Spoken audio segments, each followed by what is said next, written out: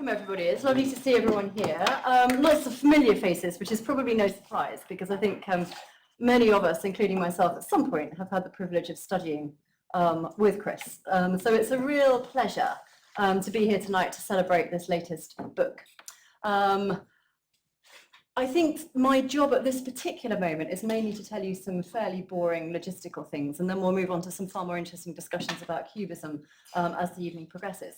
But I'm Caroline Levitt. I am senior lecturer here at the Courtauld, having previously done an MA and a PhD with Chris.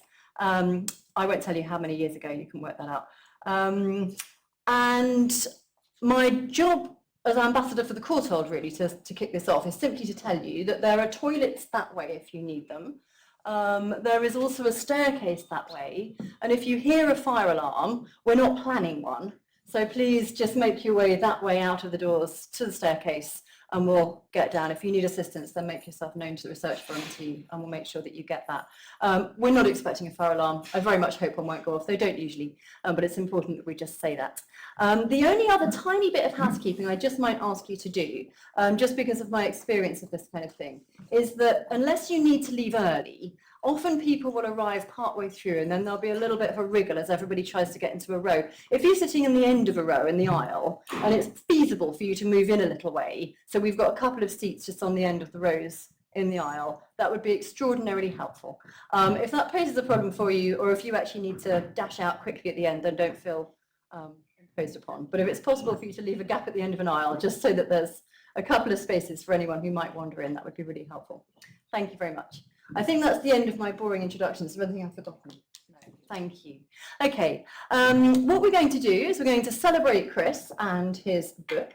And we're going to do that by, firstly, Charlie Miller, who I will introduce in a moment, introducing Chris. So we've got a sort of domino effect. I'll introduce Charlie. Charlie will tell you about Chris. And then Chris will introduce the book. And then we will have a short time of discussion between me and Chris and Charlie. We will open up to questions from anybody who would like to ask them. So if you've got ideas for questions, keep those in mind, and there will be a moment later to pose those. And then we will all toast the book with a drink, and there are also books for sale, obviously. So if anyone would like to purchase one, there's plenty of time to do that at the end. So it's my very great pleasure to introduce Charlie Miller, who is Senior Lecturer in Art History and Theory at the University of Manchester. His research addresses the history and theory of the avant-garde. He's published articles in journals including Art History, Les Cahiers du Musée National d'Art Moderne, and October. His book Radical Picasso, which won the Phillips Book Prize, was published by the University of California Press in 2021. Charlie, do come and introduce Chris for us. Thank you.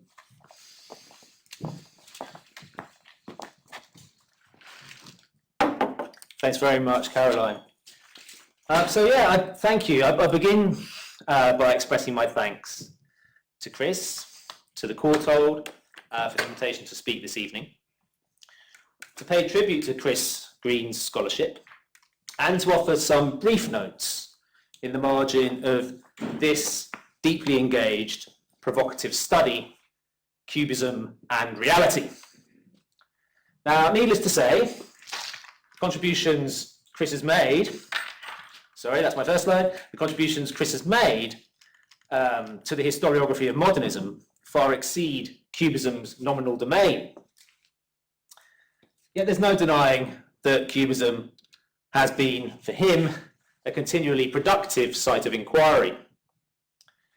From his collaboration with John Golding on Léger and Purist Paris, through the Mitchell Prize-winning Cubism and Its Enemies, the 1992 exhibition Juan Gris, to the 2005 book Picasso, Architecture and Vertigo, and the Museu Picasso Barcelona show Cubism and War, The Crystal in the Flame. From the 1970s to the 2020s, the ambiguous artistic practices that we call Cubism have formed a central, shimmering concatenation at the core of Christopher Green's project. As his latest book shows, moreover, we should not underestimate the far-reaching implications of the Cubist problematic. Side note, I had that poster on my bedroom wall for several years before I met Chris, in fact, the Greece one.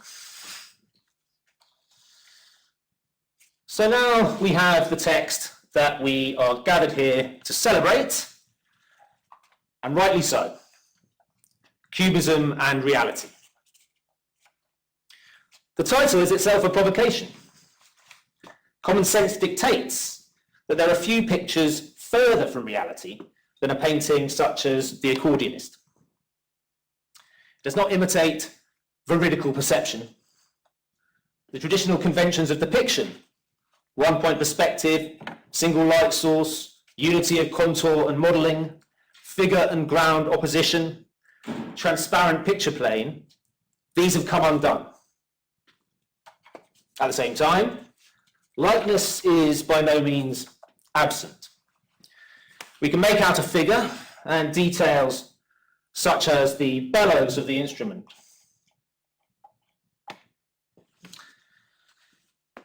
Indeed, resemblance itself proliferates interminably in local instances of ambiguity across complex webs of in-betweenness. Georges Braque had a word for this process, l'infinition. Not l'infini, the infinite, but rather the becoming non-finite, the openness of the Cubist visual sign to difference.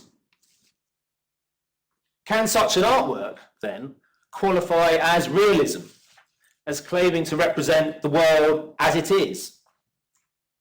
Might its reality instead consist in painting the world in its emergence, in its becoming? Such are the stakes of Cubism and Reality. To be sure, the book is wide-ranging in scope. It deals not only with Braque and Picasso, but Juan Gris, neoclassicism, Dada, surrealism, post-war abstraction, pop. At its heart, however, is the experience of high Cubism, the embodied experiences of its painters and viewers. Now, experience is a notoriously complex word. In French, expérience can signify both experience and experiment. And indeed, the experimental practices associated with European modernism were in many ways concerned with reconfiguring experience, not least in the relation between aesthetic experience and everyday life.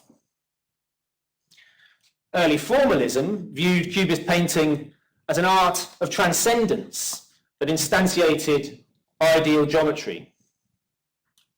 Later, postmodernism advanced a structuralist revision that, at least rhetorically, favoured the linguistic paradigm over the visual event.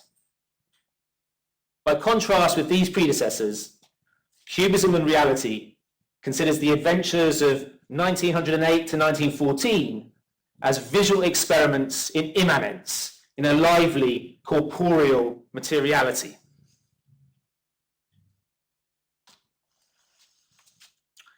For Chris, early Cubist painting's legendary multiplication of perspectives does not provide a totality of viewpoints, submitting the object to rational analysis, but rather a modality of experience in which space too is felt as materially real.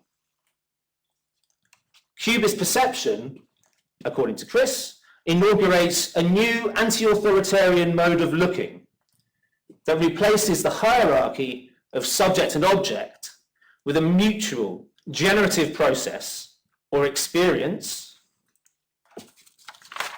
of interrelation.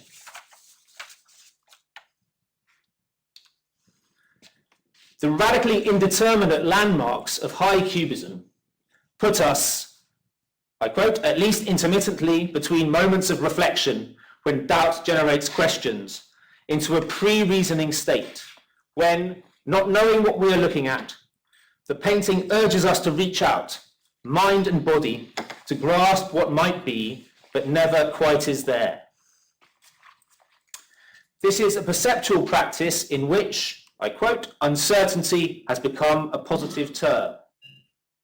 This is a generative negativity. And our issue here is not merely a phenomenology of Cubism, but Cubism as phenomenology, an interrogation of appearances.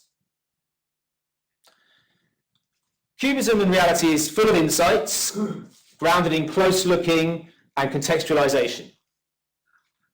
For this reader, for me, a particularly compelling component of the argument is the alliance it proposes between Cubist painting and the post-war philosophy of Maurice Merleau-Ponty. In a sense, this is a deconstructive move.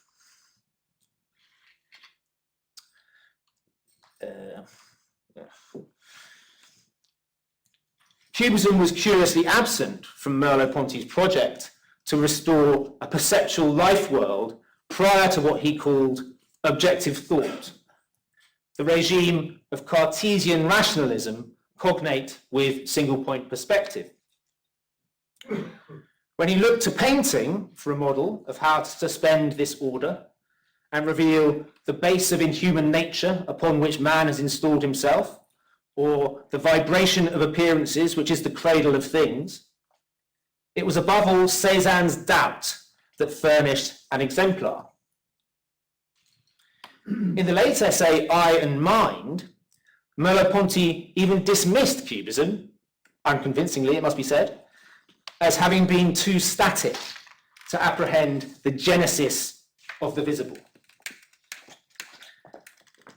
As Chris makes clear, this was to overlook the continuities between Cézanne and the Cubists.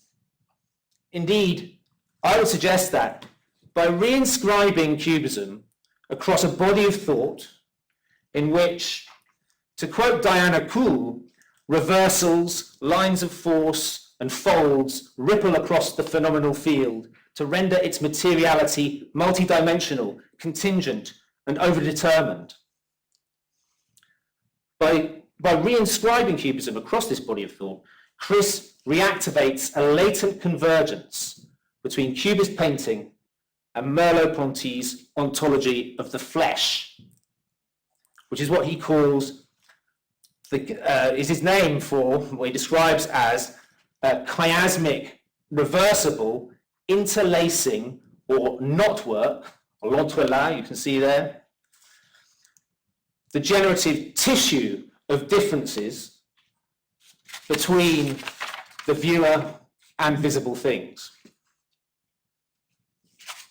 Could, I wonder, what Merleau-Ponty describes as this thickness, this element, this texture between the seer and the seen, this folding, invagination or padding, this formative medium of the object and the subject, could this flesh be the real subject matter of the Cubist experiment circa 1911?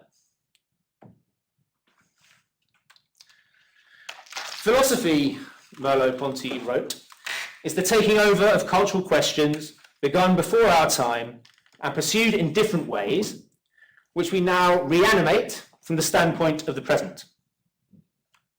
In the 21st century, new materialisms have turned to Merleau-Ponty for inspiration in reimagining the body in the world. For his part, Chris has opened up the confluence between post-war phenomenology and Cubist painting.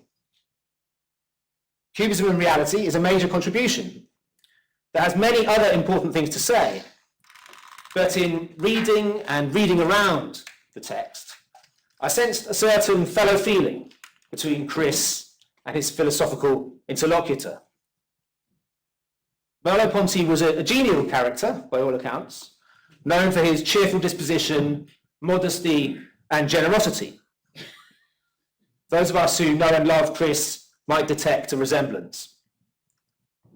But I also think the common ground extends to a shared ethos, an ethos of questioning, that in its critical reflexivity holds on to something in modernity's humanist values, even as it follows artworks to their limits.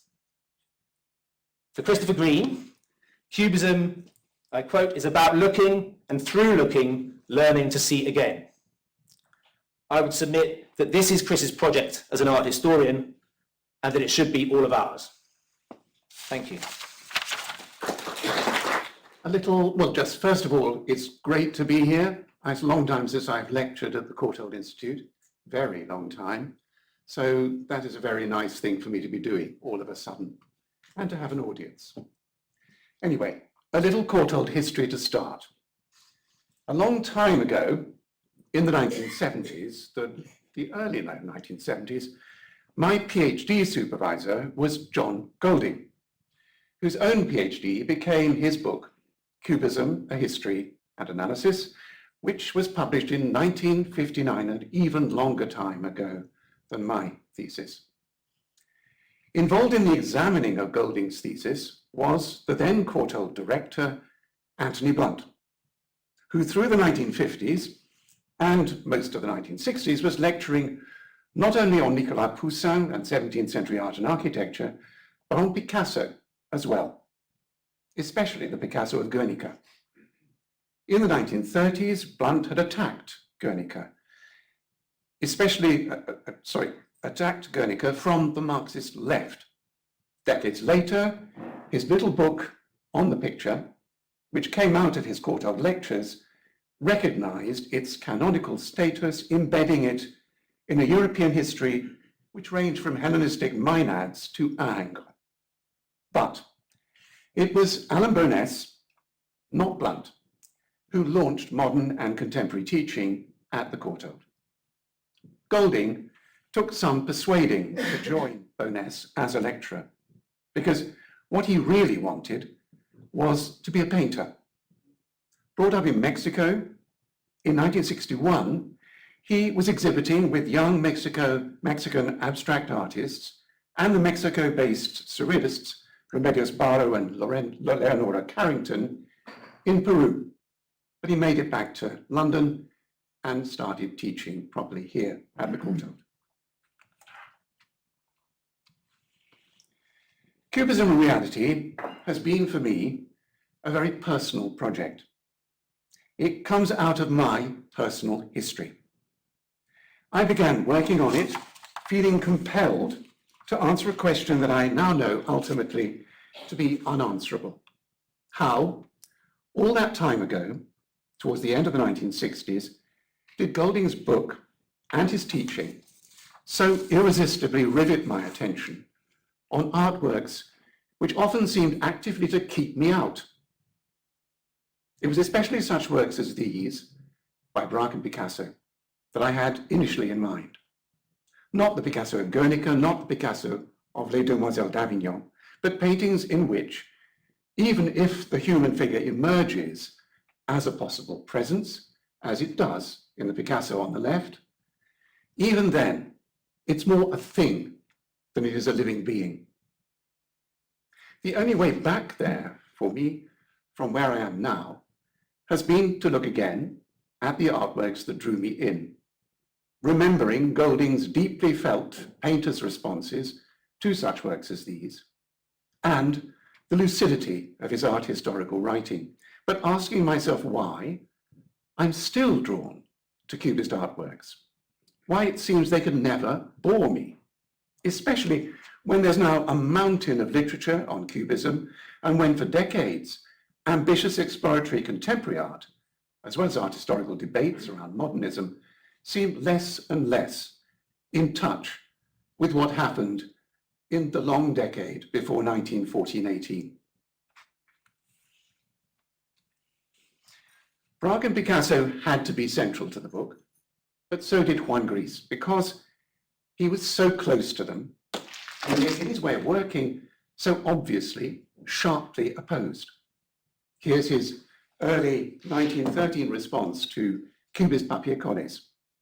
Braque, late 1912, is on the left, probably the very first of the papier-collés, of course. Golding always thought of himself primarily as a painter. And in my first chapter, I bring him into the book as the high modernist painter he became in the late 1960s. In that chapter, I look at Golding as historian of Cubism and painter, admirer as a painter, above all, of Braque's late studio series.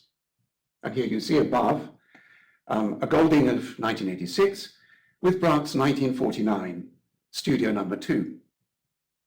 I do this alongside looking at paintings that Roy Lichtenstein called his idiot Picassos, which I juxtapose with Picasso's late series, The Painter and His Model. Here you see Lichtenstein's Femmes dans un fauteuil, he kept the French title, of 1963, alongside a Picasso Artist and His Model, which is also from 1963. By doing this, I wanted to bring Braque's and Picasso's Cubism before 1914-18 closer to our century. And the studio and the Painter and His Model series gave me a way of focusing on themes crucial to them as Cubists. For Braque, space. For Picasso, the relationship between the artist and the model. Golding is there as an abstract painter, affected deeply by Braque's responses as a painter to the spaces that he actually worked in, his studios, intent on bringing Braque closer to modernism in the late 20th century. Lichtenstein is there as an admirer of Picasso's creative drive, but responding to the multiplication of Picasso images enabled by mechanical reproduction. He's not responsive, Lichtenstein, at all to Picasso's commitment to the immediacy of the painter-model relationship. They are together because both Golding and Lichtenstein were painters. A central argument of my book is that the Cubism of Braque, Picasso, and Gris used the lessons of Collage and of what they did before Collage not to devalue painting, but to expand what painting could do. In the 3 chapters that follow, my focus is just on my 3 artists and just the 6 years between late 1908 and August 1914. I focus so tightly so as to be able to look really closely at each of the works that I illustrate. I follow a conversation which is carried on between artworks, a radical trialogue, I call it. You have Juan Gris on the right here of 1912. You have Picasso in the middle and Braque on the left, both from 1909 to 10.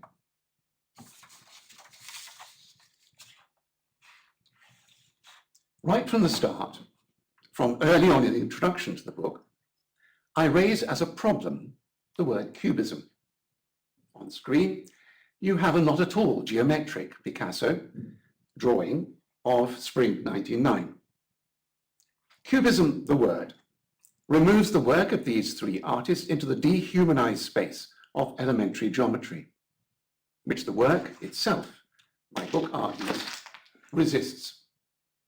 Cubism could just as well have ended up being called Surrealism, given that the poet Guillaume Apollinaire, as many of you will know, invented the term Surrealism with what he called Cubism very much in mind. And an argument central to my book is that making more of reality, whatever that was, whatever it could be, was what the work of Braque, Picasso, and Gris was about in the long half-decade before the declaration of the First World War. Everyone now, almost whatever language they speak, has surreal experiences. Footballers do, everybody does. No one anywhere has cubic experiences. It's simply assumed that being supremely intellectual, Cubism has little to do with reality experienced in any everyday sense. Our individual daily contact with the world, seeing, touching, hearing, remembering, reflecting. My argument is that even the least legible Braque's and Picasso's of 1910 to 12 respond to their lived experience of their worlds. You've seen these 2 before. Picasso, 1910 to 12 on the left, it took him a long time to make that painting, and Braque, 1910 on the right. The book's title is Cubism and Reality, and I chose that title because of a statement made by Picasso that was picked up by Yves Lambois, and I quote, "Cubism," Picasso is said to have said, "Picasso was fundamentally a base kind of materialism."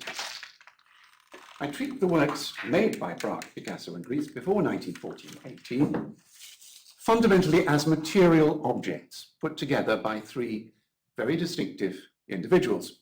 And for that reason, of great importance to the development of the book has been invitations to look at Cubist artworks with museum conservators. But these artists did not, I argue, themselves take reality as objectively always there, but as produced by perception, something that Charlie touched on. So the reality presented and represented in their artworks is changing in every case. It depends not only on their perceptions, but on ours, even now, over a century later. Since Rosalind Krauss published her essay In the Name of Picasso in October magazine in 1981, the paintings and collages of Braque, Picasso, and Greece have much more been read than visually analysed. Again, Charlie touched on this. Now, I don't contend that visual art can somehow communicate without language. It can't. Neither do I contend that their work, even pictures like these, somehow bypass language's structuring of communication and communicate solely by way of some primordial perceptual capacity that we have to see things in such works. I don't dismiss the lessons of the semiologist, but what matters most centrally in the book is not reading artworks, but what is to be discovered by looking and by engaging the sense of touch. When I bring in theory, as Charlie has introduced before, especially in my chapters on the early Cubism Hall 3 and on pictures like this, which are so difficult to penetrate, I use the extraordinary writing of the German critic Karl Einstein, who was especially close to Braque in Paris in the 30s, and I use phenomenology as it came out of the thinking of Søren Heidegger into the thinking especially of Maurice Merleau-Ponty, as Charlie said, and to a lesser extent, I bring in Jean-Paul Sartre. Together, they've helped me to open up what, for me, have been new ways of looking again at the works that John Golding introduced me to 50 years ago. We're back with this picture. A picture like this, Picasso's accordionist, gives us a very great deal to see. Those planes or facets or whatever you like to call them, tilting in and out of the surface. And it invites us, if you see the work in reality, it invites us to touch it all over. It has now been established that when it was first exhibited in Lyon in 1912, the title was actually Joueuse d'un accordéon. So the accordionist was given a gender. She was a she, is a she, perhaps. Now the difficulty is that just what she looked like, the picture decisively, deliberately, I think it's clear, fails to tell us. We're given so little information by the picture itself about what kind of figure its pyramidal figurative structure gives us, that there was once a cataloguer who confidently identified in the picture a Piero. Those planes obscure. They do not reveal. Without any comment, I juxtapose the picture with a key passage from Merleau-Ponty's The Phenomenology of Perception, and I'm quoting. The first philosophical act would appear to be to return to the world of actual experience, which is prior to the objective world. Our task will be to rediscover phenomena, the layer of living experience through which other people and things are first given to us, the system, self, other things, as it comes into being, to reawaken perception and foil its trick of allowing us to forget it, as fact and as perception, to forget it in the interest of the object which it presents to us, and the rational tradition to which it, the object, gives rise. Pictures like the accordionist and like Braque's woman reading on the right have titles that name things, but they refuse to picture for us an objective world. At once, they arouse the perceptual faculties and stimulate reflection on what we are or are not seeing and how we are or are not seeing things, so that we look and look with no more than moments of recognition. It's these works that have most often been categorized under the heading Analytical Cubism. But I argue that to arrive at them, Braque and Picasso actively denied themselves the satisfaction of, in any logical sense, analyzing figures, things, and places which they'd studied objectively. My chapter on these paintings is above all about how and why Braque and Picasso allowed themselves to fail as representational painters, time and time. There's a single word, and it's a word that Charlie spoke about, that can seem to sum it up. The French word l'infinition. Much later than this period, in one of his notebooks, his cahier, Braque noted that he was working towards l'infinition. The word rejects the definitive, as Charlie said. And Braque puts it elsewhere very clearly. He says, to define a thing is to substitute the definition for the thing. So l'infinition, again, as Charlie indicated, translates as a process of defining, which never reaches a definition. Through those central three chapters of the book, Juan Gris, who is too often said to be the obedient follower, is the difficult one. The one whose work asks why this new way of working should necessarily demand that he fail as a communicator speaking about the world of things, places, and people.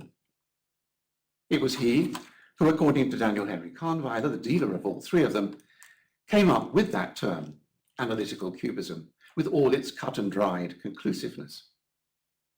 Well, I'm not going to go into his response to Braque's and Picasso's early cubism. There's not the time for it.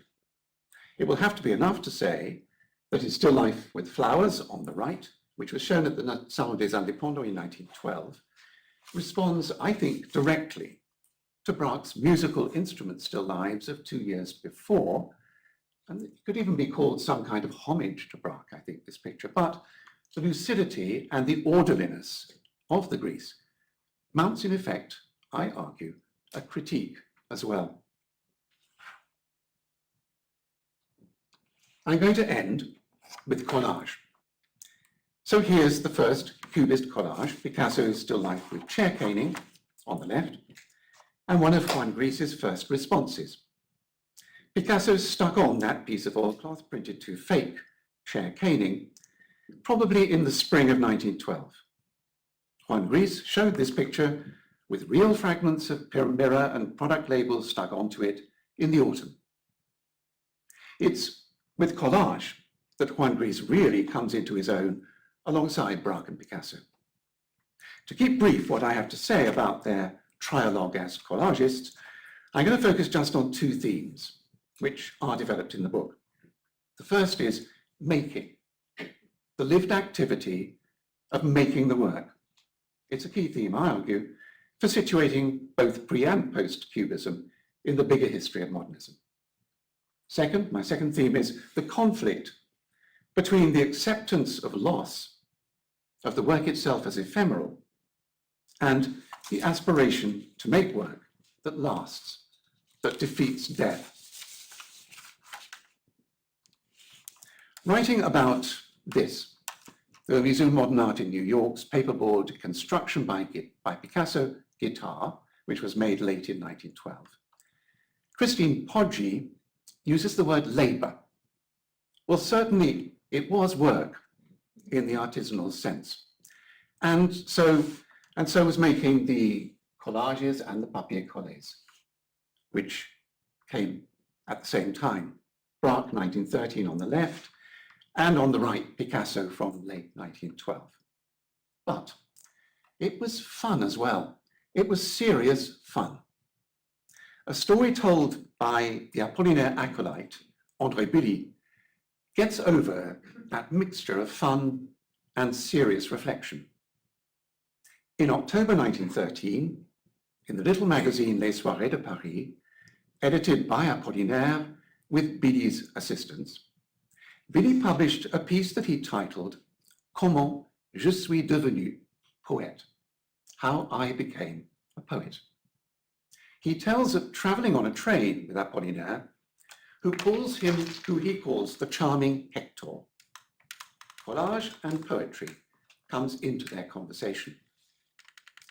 Advertising and mail order catalogues, copy of those things, they argue, it can be poetry. So Bully asks, is the notice warning that pulling the alarm cord without reason is going to lead to dire consequences, can that be poetry too? The charming Hector says, of course it can. Well, Bully finds the name of a passing station, Goussainville, so poetic that he and Hector, Apollinaire, start singing, Goussainville, Goussainville, until they collapse in laughter before retreating into a long silence. That's how Bully puts it, a long silence.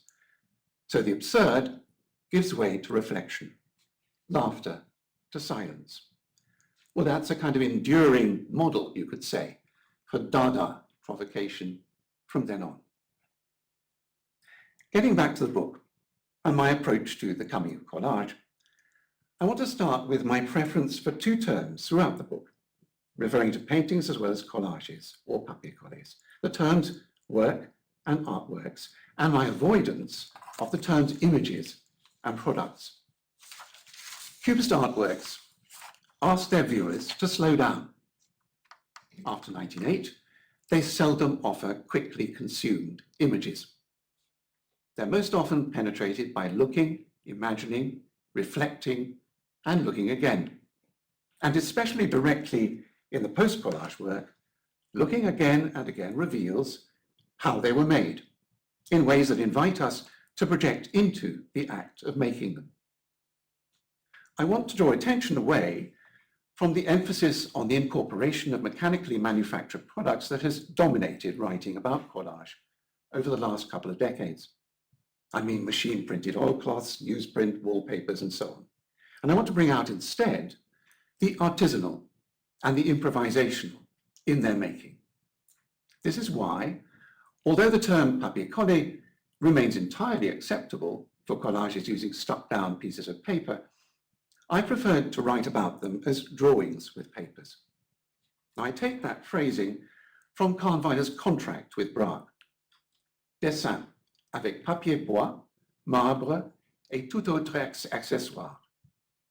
It's a term, drawings with papers, which puts the emphasis not on the work as a fact, a product, but on making as an activity, as provisional, as ongoing, and as open-ended as drawing can be. All who have read anything much about Cubism will know that Picasso's constructions came straight out of what I call his drawings with papers. And so did what you see here on the left, the astonishing installation that only survives in 5 glass negatives, recording 5 snaps that Picasso took during the brief time it existed in his Boulevard Raspail studio in the summer of 1913. A section of the chapter on the coming of collage follows, phase by phase, the making, recording, and destruction of this Cubist place, with its part drawn, part constructed guitarist playing a real guitar and his real cafe table still life. Representation and the represented coexist as if in dialogue in a room space that anyone who came to Picasso's studio could walk into. I made the decision to use as my image of the installation this. It's a modern print from a glass negative which has been partially destroyed by time. Initially, I made that decision because using prints from one of the much more informative glass negatives that survive, like the one I just showed you, became nearly impossible, especially because of the unaffordable copyright fees being demanded by those who owned the glass negatives from which the prints had to be made. But in the end, I'm pleased that I was forced to use the image, because in the book, it acts to heighten awareness of the sheer precarity of the entire installation project from start to finish. It fixes attention on making as an activity with no permanent outcome, involving photography too. And at the same time, transience emerges as within the whole process, including the installation's afterlife as an image. It's not a term, though, drawings with papers, that fits Juan Gris as collages. You see here his Man at the Cafe of 1914 in the middle, which has carefully cut out pieces of newspaper stuck on. You see it alongside Braque's and Picasso's drawings of papers, two of them. Now, this is a picture, the Gris, which has been the object of an exhaustive investigation using technical imaging at the Metropolitan in New York. And that investigation has shown, detail by detail, just how hard Gris worked to keep how he made the picture his secret. And that's true of most of the pictures with cut paper that he made. Finish mattered. They are, it could be said, museum ready, even if no museum then would have accepted them to have. By contrast, from the lived activity of making the drawings with papers came in the work of Braque and Picasso objects that I think everybody will realize would have been for most people at that time who saw them in 1912-14 almost literally rubbish. Kahnweiler did not send for exhibition any of the Picasso constructions or assemblages, but he had them photographed. And in 1914, he sent photographs of them for display in a London gallery. You feel the glue will come unstuck. That was Wyndham Lewis's response to seeing them in the Vorticist mouthpiece glass. The photograph you see in the middle on screen is an assemblage that was put together at the time of the studio installation. It reuses, fastened to the wallpaper, to a wallpaper or seeming wallpaper wall, the violin construction, which appears to one side in the installation. You can see it just about to the top right in the image on your left. It's like some bizarre do-it-yourself room decoration. And the only thing that survives from it is actually the paperboard construction, the guitar, the violin rather. Yet the conflict between the patent ephemerality of such an assemblage and painting as an art for the museums is not just revealed by confronting Braque and Picasso with Gris's cut paper works.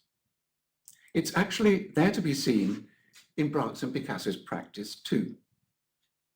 Making their drawings with papers and Picasso's constructions and assemblages did not stop them from painting. Indeed, the drawings with papers and Picasso's sorties into 3 dimensions too directly interacted with the paintings that they continued to make. You see here, alongside one of Braque's drawings with papers on the left, on the right, a Braque that is a sequel to it, and to a group of them, in fact. In reproduction, this work on the right is easily taken to be another drawing with papers as well. But most of it is painted. The papier bois is comb paint, and the music sheet carefully fakes the precision printing of such a sheet, but does it in paint.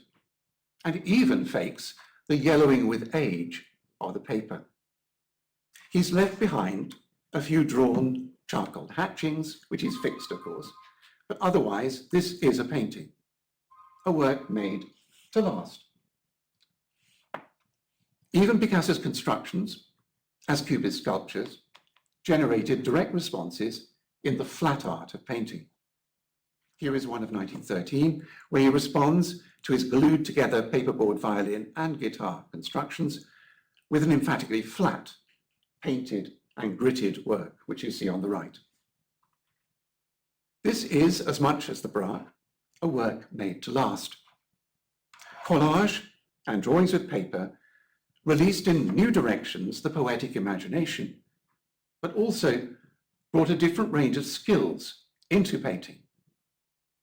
De-skilling is a term which is much used in writing about collage. Where Braque, Picasso and Greece are concerned, it's just as possible to talk of finding new uses for their painters' skills. Uses that can delude viewers, can fake. My last slide is of Juan Gris. It's the cover of the book. It quotes Picasso's chair caning still life, but the chair caning in Gris's picture is meticulously painted. So is what at first looks like drawn graphite modeling. It provokes viewers not to take anything in this picture on trust, either what it seems to be as a material thing or the material three-dimensional factuality of the things it represents. Definitive it may seem, but the experiences it offers are not.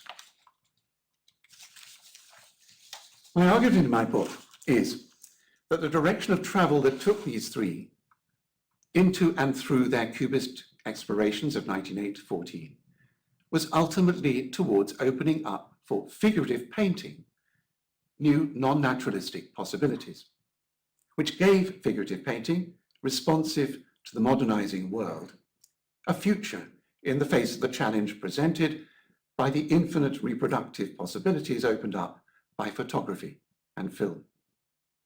Yet the mobile and the fragmentary, so characteristic of the experiences offered by their new work, was, as has very often been shown, tuned in to the distractions offered already in the 1900s by the images disseminated in mail-order adverts, in billboards, in illustrated press, and in the flickering storytelling of the cinema. When I was in search of a publisher for my book, one commissioning editor said to me a little dismissively that Cubism before 1914-18 is now a marginal specialist interest in a hugely expanded and diversified visual art and cultural historical field. And she's right. In the 1960s, when John Golding opened the way for for the mysteries of these works to capture my attention, when I did this all that time ago, Cubism was to study Cubism, was to study something that was centrally important to anyone who was engaged then in contemporary art. In 2000, Cubism became an art movement of the beginning of the last century. Finally and unequivocally, it was history.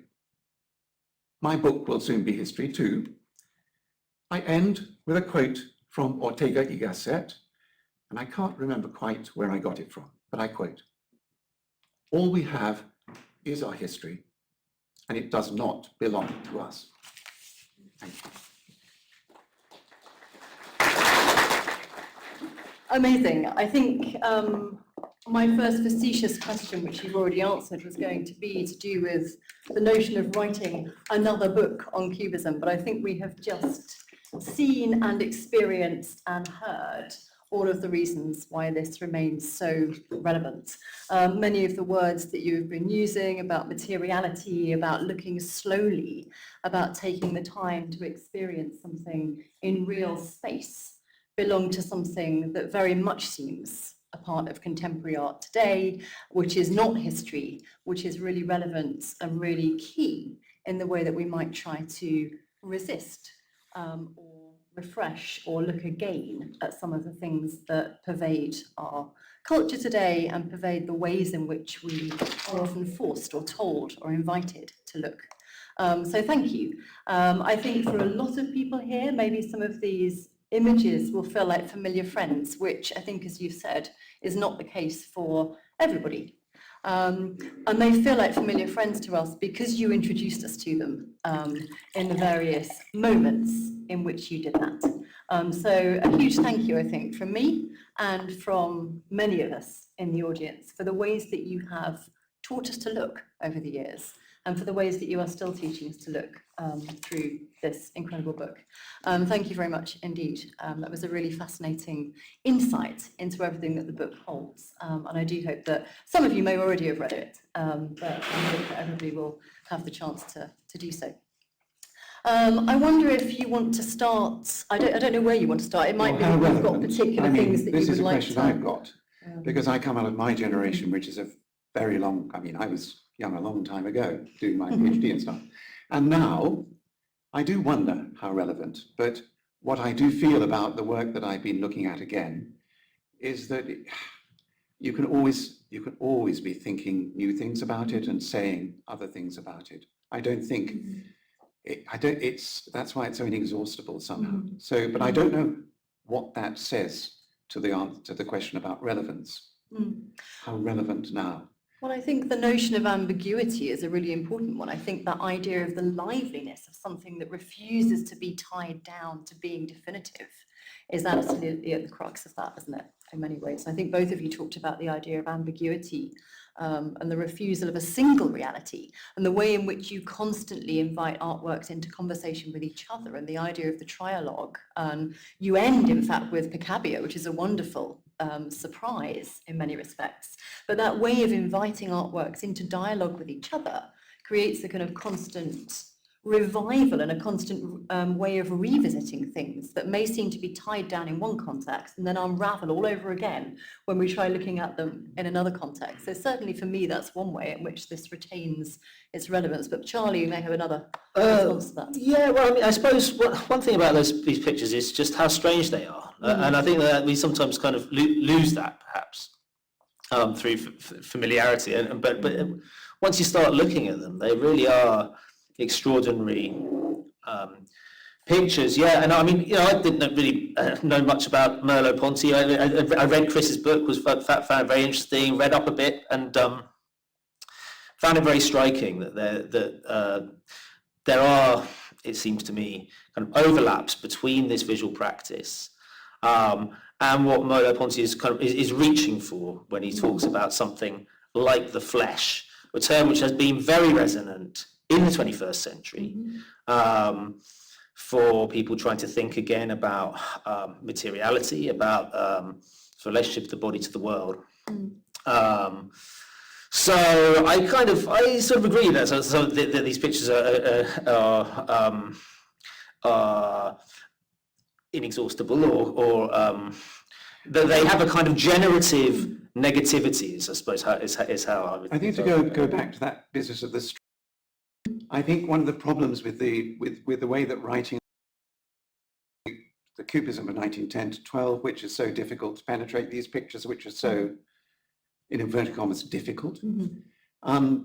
The thing about them is their strangeness, and I think it should be preserved. And I think one of the problems with scholarship on Cubism, a lot of scholarship on Cubism, is it's been about finding exactly what is in them and defining it and saying what is there and saying, well, you can see this and you can see that and you can. But it seems to me that keeping the strangeness is very important. To me, that often seems like a sort of a defensive move. I mean, and you know, critics and critics so deeply, even details like, I don't know, the kind of the little devices there on the backs of pictures to keep them fixed to the structure.